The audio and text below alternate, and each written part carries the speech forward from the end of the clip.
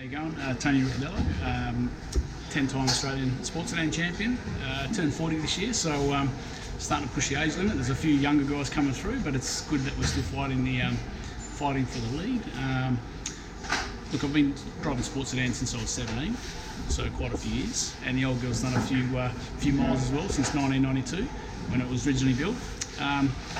So the car's a mid-mounted Chev, transaxle, and obviously since 1992 it's changed quite a bit. So pretty much, they've still got the old original tin roof from the original Alpha, sill panels, doors, A, B and C pillars, and plenum.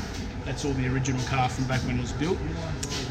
Even the hatch. So it's got a little bit of the old sports sedan rules from when it was built, but also some of the newer stuff. It's a bit more side intrusion, a bit more aero diffusers, a bit more aero on the front with spoilers and that. So one of the biggest things for us is we're always chasing a little bit more downforce compared to the later model cars, and we bolt on more downforce.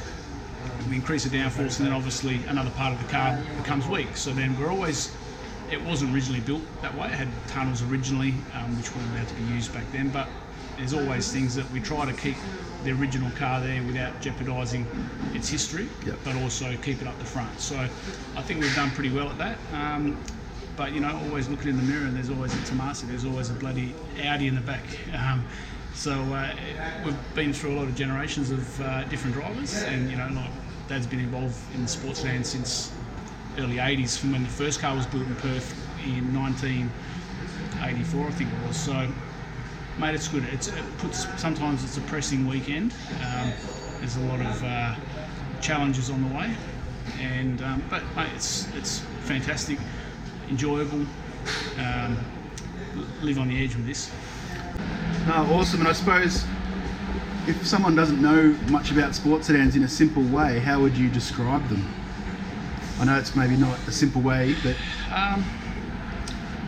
look, you speak to anyone who's driven one, young guys coming through, Jordan Crusoe, Thomas Randall, who's on the edge of breaking into V8s, Perkins that have driven it. They're the best cars to drive outright, okay? But the problem is that there's motorsports as a whole is probably struggling.